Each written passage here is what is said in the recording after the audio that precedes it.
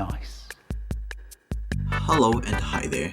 Today we're going to be learning about the lovely subject of science. The one thing that caught my eye during science was the chemical reactions.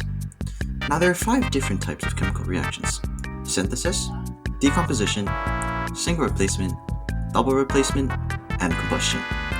I will be showing off the molecules and chemical reactions in a 3D fashion through Play-Doh, and I'll be explaining how to determine them on camera.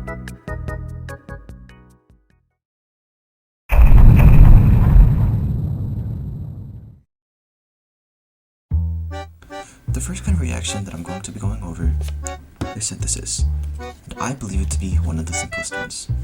Synthesis can be identified by the fact that there's one single compound on the right hand side and 2 reactants on the left.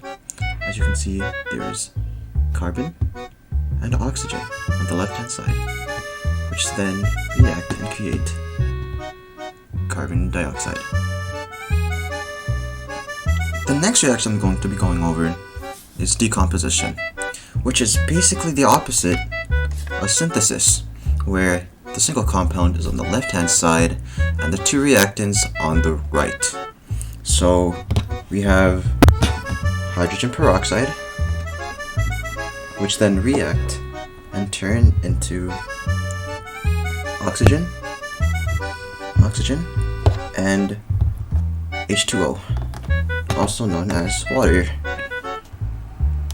The next reaction I'm going to talk about is single replacement.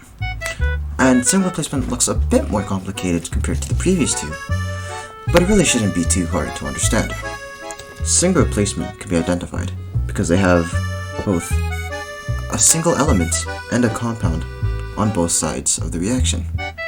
To showcase single replacement reactions, I'm going to use zinc and copper chloride as an example.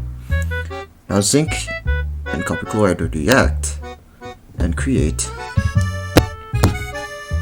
zinc chloride and copper.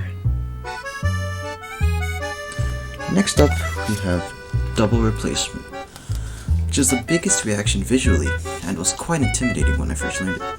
Now, unlike single replacement, double replacement has 2 compounds on both sides of the reaction. Now, since double replacement is the biggest reaction by looks, there might be some big words involved, so don't let them scare you away. In this reaction, we have potassium iodide and lead nitrate,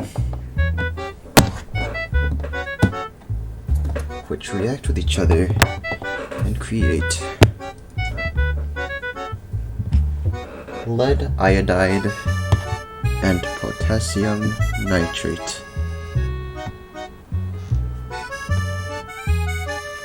Finally, we have combustion, which is probably the easiest to determine.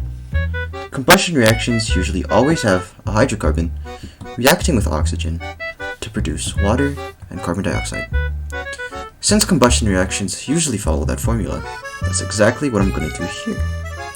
We have CH4, or methane, reacting with oxygen to produce water and carbon dioxide.